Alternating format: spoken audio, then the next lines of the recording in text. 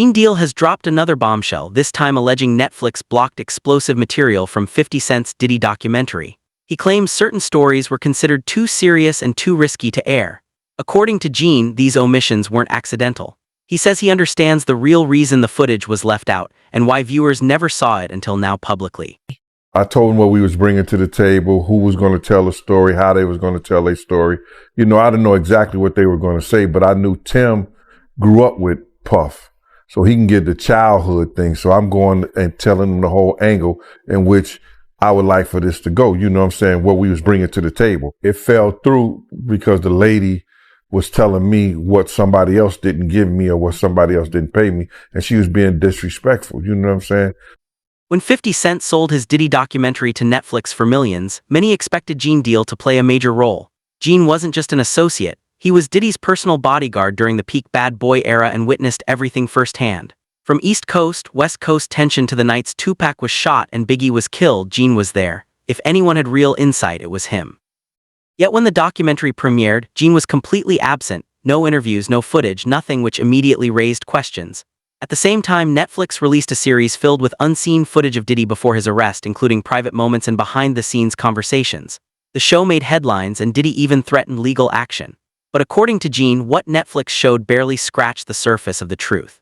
They showed pictures of different people that was no longer, but they was instrumental in the Bad Boy. They couldn't even tell the real Bad Boy story, how Puff and them got their money, got started and stayed in the game before Clyde Davis.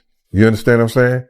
Because they didn't have the pictures, they didn't have the person to deliver the story. You know what I'm saying? Bad Boy got their start with Corey Jacobs. Corey Jacobs, the dude you see next to Puff before he went to jail the whole 9 yards. Corey Jacobs went to jail for drug distribution and transporting narcotics. And he got 9, 16 to life sentences. You know what I'm saying? So he was pardoned by Obama. His money and Wolf money is the money that started Bad Boy. You know what I'm saying? To keep Big, you know, when he let Big go, when Andre Harrell let Big them go, and Craig Mackman, Puff had to get money to keep them there. You understand what I'm saying? Before he can go make the deal with Clyde Davis. So what he do? He take their money to piece Big them off for some money before he makes his deal.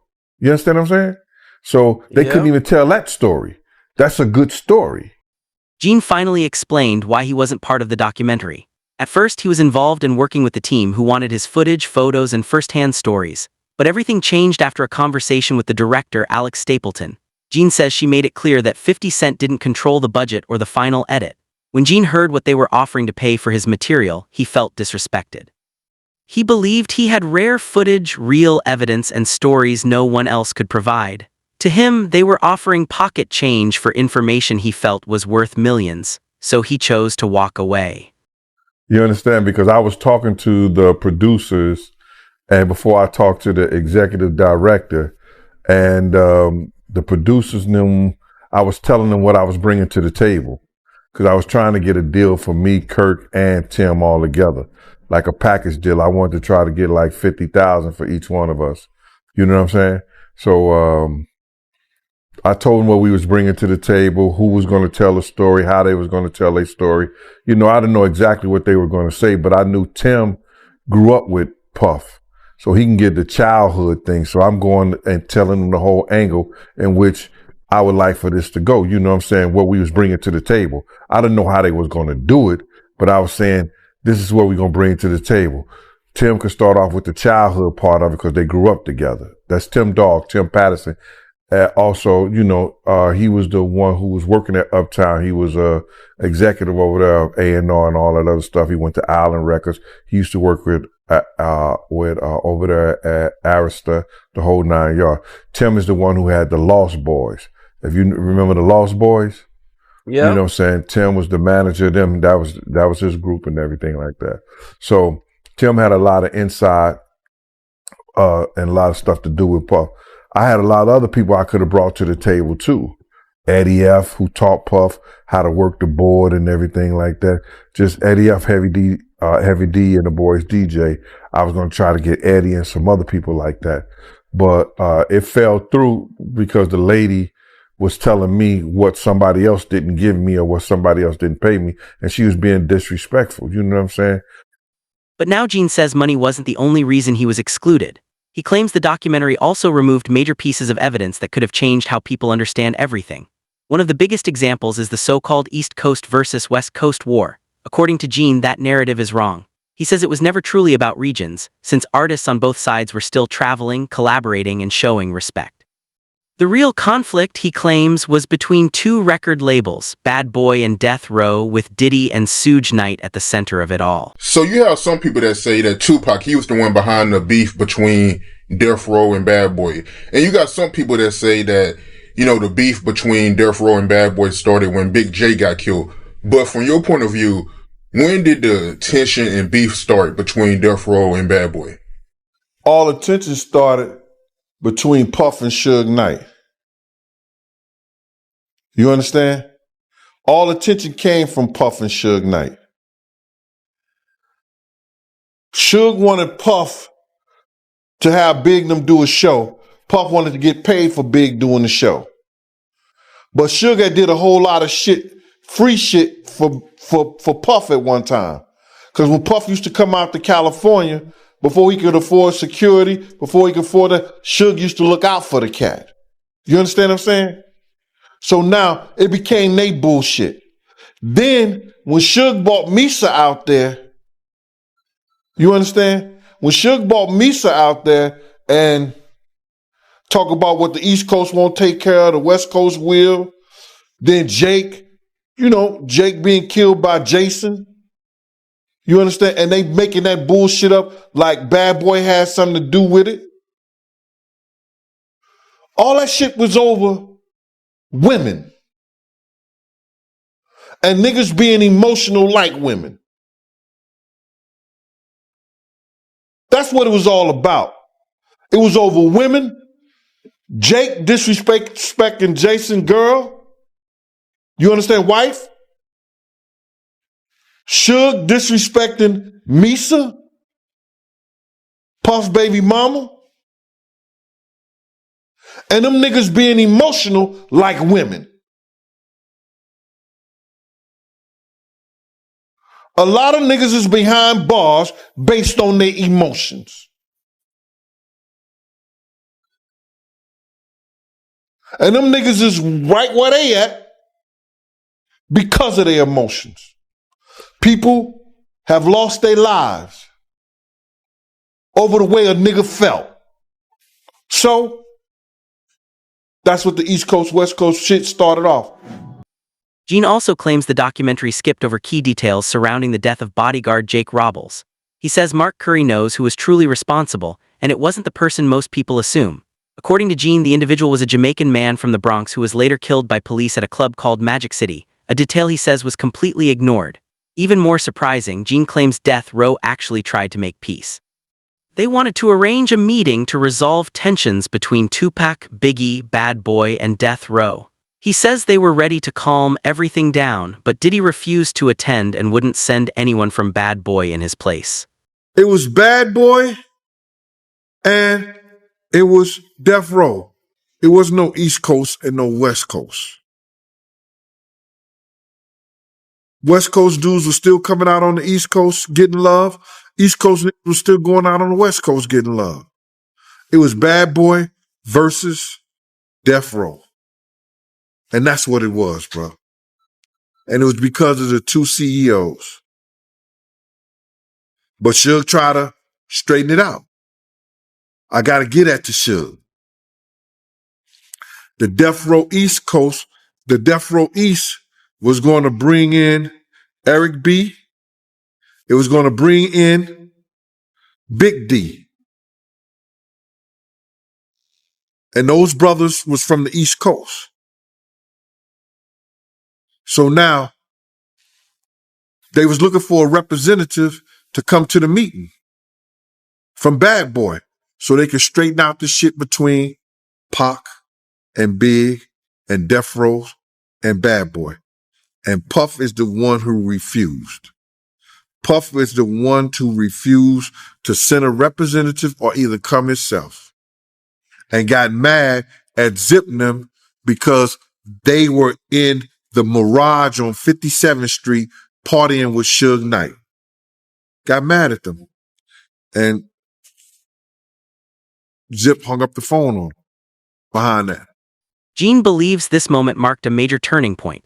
In his view, the violence could have been prevented, but it was. He then moves into what he calls the most explosive claim of all. Gene alleges that Diddy knew Tupac was going to be harmed at Quad Studios and did nothing to stop it. While the documentary mentions the 1994 Quad Studios shooting, Gene says it left out a critical detail.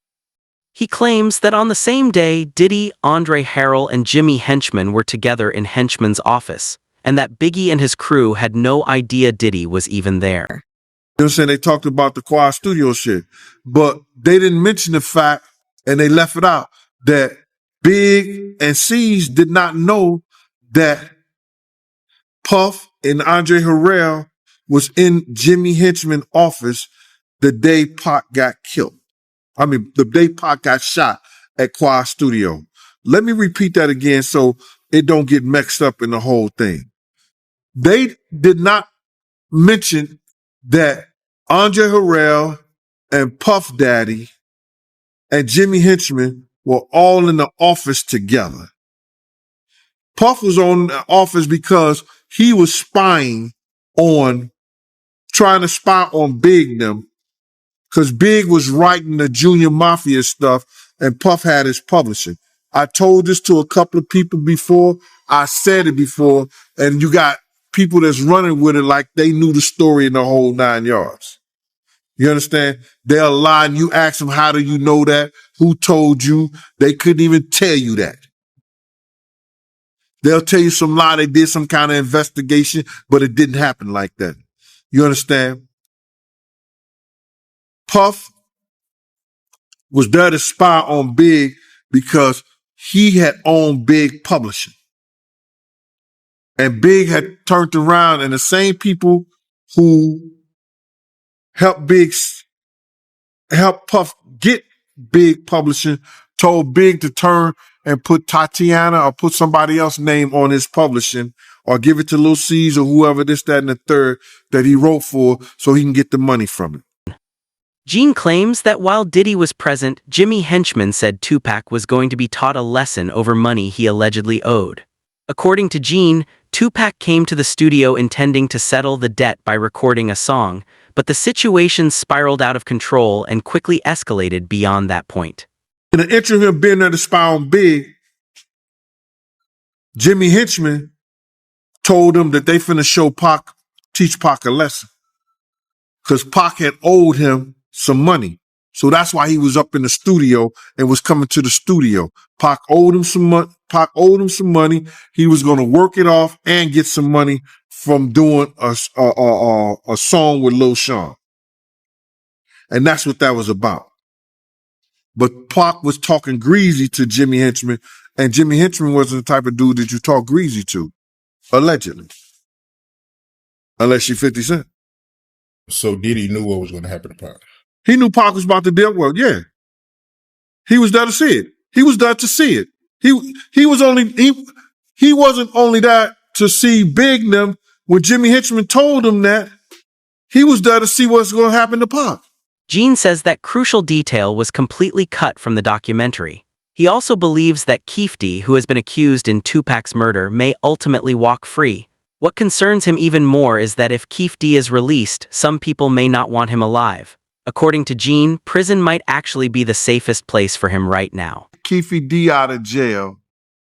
They was trying to get Keefe D out of jail to unalive him, or have something to do with him being unalive. That's probably the safest place for him to be, to a certain degree, because it definitely can happen there, depending on where you're being housed at, what ward, and the whole 9 yards. But if something happened to Keefe D, LA, the Vegas Police Department would be like, yo, our job, we was trying to do our job. We had to kill him for Tupac. We was going to convict him, but he came up dead. No, it's a cop-out. They have no, what you call that? They have no evidence. They have no evidence to prove that Keefe D had anything to do with the death of Tupac Shakur. I don't know, man. I mean, we all seen that video of him crying, man. It looked like he losing hope. He know that he's in a position and he's in a situation that he was told to make up some lies. He was thought that Vegas would never be the ones who come after them. He made up some lies for cops in California. That's a proven fact. That's a proven fact. FBI agents came out and said he made up lies and he was told a script, given a script and adhered to the script that was given to him. And he said what he was said to get out of another drug charge that could have landed him life in prison. When it comes to how the case might end, Gene believes accountability is still missing. He argues that anyone who gave false information to police should face consequences. He even suggests that Keefe D could sue the Las Vegas Police Department if the case falls apart. In Gene's view, if a judge examines the evidence objectively, there's a real chance the charges won't hold up. He also points to major truths he says the documentary left out, particularly regarding the death of a bodyguard known as Wolf. According to Gene, the version of events told for years is inaccurate, and he claims Diddy played a significant role in what really happened. When I was looking at the documentary, Kirk Burroughs, he did confirm that he didn't want to go to LA, and they was actually getting warnings not to go to LA. But, Diddy, he wanted to go, man. My man, yeah, we must have had warnings, man. I didn't know. I knew that we shouldn't be out there in the first place, but it's crazy. Check this out. Wolf had already told, Anthony Wolf Jones had already told them, if you're not taking two tour buses of my niggas from the Valley, that's Co-op City in the Bronx, the Valley in the Bronx. If you're not taking these 2 tour buses of my niggas out there, I'm not going. Had told Puff them, had told Kirk Burroughs. You understand? I went down there and Kirk Burroughs called me up. He's like, yo, Gene, you and Wolf,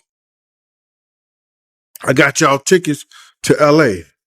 I said, all right, cool. So I go down there and I pick up the tickets to LA. I got Wolf ticket. So I'm calling Wolf up. I say, yo, Wolf, I got your ticket to go to LA. Wolf said, I ain't going. I said, what you mean you ain't going? He said, yo, Gene, I ain't gonna tell you how I'm making I ain't gonna tell you how to make your money, but I'm gonna let you know this. I told Puff them if they wasn't gonna take 2 tour buses of my niggas out there with us, I'm not going. Wolf is the head of all the functions that has to do with Puff dealing with security. Gene recalls arranging plane tickets for both himself and Wolf. When he called Wolf to let him know his ticket was ready, Wolf refused to go. He told Gene that he had already warned Diddy he wouldn't risk his life without proper protection. Wolf believed California was too dangerous at the time and trusted his instincts. According to Gene, Wolf wasn't avoiding California because of Big Jake's death. He was avoiding it simply to stay alive. Anywhere that had to do with California. And it wasn't because of the Jake situation. It was that he wanted to be safe, and the only way he felt safe if he was going out there with the dudes from his clique. And that was the Valley Mob. That's the only way. Wolf ended up losing his life behind Puff and his bullshit. And people they didn't even put that in the documentary. Wolf ended up losing his life behind Puff and his bullshit. And that bullshit was with BMF. That's a big segment in my book that I wrote that whole shit. I wrote a whole big situation in my book regarding that, Mighty. And I know you're doing this. I want to say that right there because I was there the night that Meech had promised Puff, you know what I'm saying? He ain't have to worry about Suge Knight. He ain't have to worry about nobody from this point on. And telling Puff some shit like that made him think that he could talk to Wolf any kind of way. Because if anybody knew, BMF was powerful back then. They had dudes from everywhere. And Meech telling him he ain't have to worry about nobody no more, it made Puff think that he could tell Wolf that he didn't need Wolf no more. And one thing led to the next. There's also debate about whether the documentary was a personal hit job orchestrated by 50 Cent. That idea, however, is strongly disputed. The project was already underway long before 50 got involved. He wasn't directing or writing the story, his role was straightforward, help get it sold. By all accounts, he handled that part exceptionally well. Simply putting his name on the project guaranteed it would get attention. A lot of stories, there's a lot of things they left out. And it is what it is. But, they just, everybody trying to say 50, 50, 50, 50, and they don't understand. They already had the producers. 50 ain't make no shots as far as he ain't hold no camera. He ain't write no script. They already had plenty of producers to put this together. They just needed to sell it. And who's the best salesman of them all? 50 Cent. You understand? If you see any kind of documentary, any kind of movies that's out there in our culture, if 50 behind it, they gonna buy it. And that's what it was. As for why 50 Cent holds grudges against Diddy, the history goes back to his early days. 50 had real talent and strong writing skills, but opportunities in New York kept closing on him. Behind the scenes, certain people were actively advising executives not to work with him, and according to reports, Diddy was part of that circle. Other people put a tag on him, where is that, don't let him make no money. Don't sign him. You ain't gonna have none but problems. They put a bad tag on him. You understand? He got to go to the West Coast and with Dre and Eminem to get his deal. You understand what I'm saying? So they put this tag on him to stop him from eating his craft. You understand? They try to kill him, you understand, because they got a problem with him. And then you supposed to have some love. So people who try to take you out of here, try to stop you from eating and everything like that, Diddy was a part of that too. He was a part of that. Because he was telling the executives and people, don't mess with him. Just picture this, bro. He knew he could write. He knew 50 had talent. You understand? Why 50 ain't get a deal in New York City? Facts, yeah. They had him blackballed. That history pushed 50 Cent to build his career elsewhere, and it helps explain why the tension between him and Diddy never went away. While people often focus on the Tupac-Biggie feud, there was an even stranger dynamic behind the scenes, a complex connection between Tupac and Diddy that most people never noticed. At the time, many believed Diddy was jealous of Tupac, not just of his fame, but of everything surrounding him. Tupac had respect, attention, and a strong bond with Biggie, and according to those close to the situation, that bothered Diddy. But they were saying that Diddy was really, really jealous of Biggie and Tupac's relationship. Right. You know what I'm saying? And Kirk Burroughs, the president of Bad Boy, he knew Puff real well. Real well. Real well. So he made those accusations, and then you could see it too. You could see like every girl that Pop talked to, Sally Richardson, you know what I'm saying? Diddy got with her. Sarah Chapman, Diddy got with her. You understand? The list goes on and on and on. You understand? If he seen Pac with him, he wanted him. If he saw Pac wear it, he wanted to have it. You understand? Pac beat him out of the part for Bishop and Juice. You understand? Puff wanted that part too. He auditioned for that part too. You understand? People may not tell y'all that, but he auditioned for that part too. So, he wanted, and then you got to see, like, you could just go tell that the drugs had his mind so messed up, whereas that he started thinking he was Tupac. For instance, did you see that Grammy speech he did? I've seen quite a few speeches from Diddy. I don't remember. Hey, listen to the verbiage in there. He's saying the same stuff Pac was saying. Oh, wow. The same. If people go back, he's saying the same stuff with Pac. Why? It's crazy. The words, the tone, the message, it all sounded a lot like Tupac, almost like admiration mixed with resentment. There's also something the documentary completely skipped over, but it mattered a great deal. Back in 1991, there was a celebrity basketball game at City College in New York promoted by Heavy D and Diddy. It was meant to be a fun event, music, stars, and a big crowd, but from the start, things went wrong. Too many tickets were sold and far more people showed up than the building could safely hold. Some kids even had tickets but still couldn't get inside. Outside, the crowd continued to grow tighter and more packed. I see that the people was already crowded out there and it was crazy.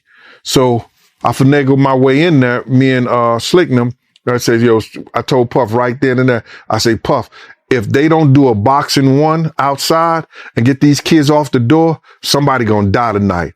He said, Gene, don't worry about that. Don't worry about that. You just handle the stars once they come inside. So I said, yeah, all right then. So I did a walk around. So I walked around the top of the floor, went down the steps and went in the gym, and then came across the gym, and I seen that you can go up the steps and be right there at the front door. So everybody was coming in. You seen Dougie Fresh, Red Alert. They was on the mic. People start coming in and everything. It was cool. And then when LL Cool J and Mike Tyson showed up, that shit must have went pandemonium. They must have broke through the first doors where the FOIs was and came to the door where we was inside at. And it was a glass door that they were crowded at in the glass door, and people were steady pushing the people through the door. Whereas that they pushed the people so hard that the pressure from the crowd became overwhelming. Glass shattered and people were pushed forward, tumbling down the stairs.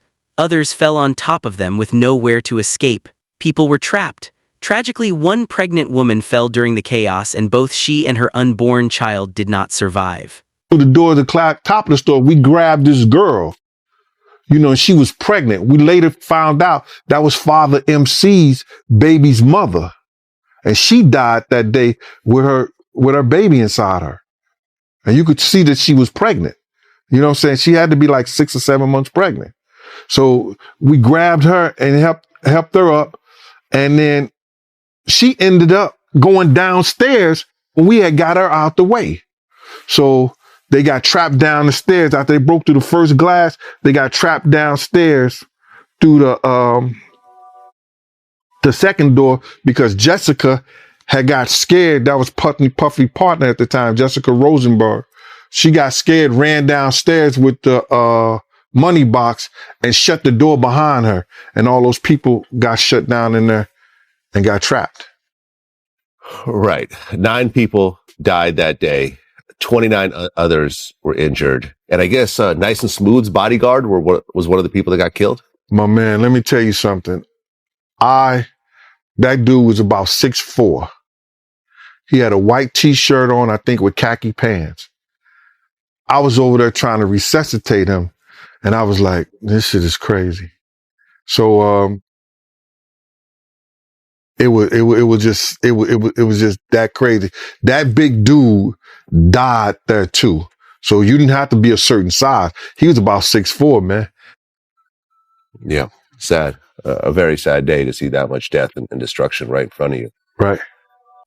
Years later, a judge reviewed the incident and assigned blame, half to the school and half to the event promoters. No one went to prison, but the damage was done. After the tragedy, Diddy lost his job at Uptown Records and feared his career was over. Those close to him said he fell into a deep depression and was even placed on suicide watch, believing he had lost everything. That night changed countless lives forever. Despite being one of the most significant events of his early career, it was completely omitted from the documentary. The question remains, why did 50 Cent choose not to share these stories?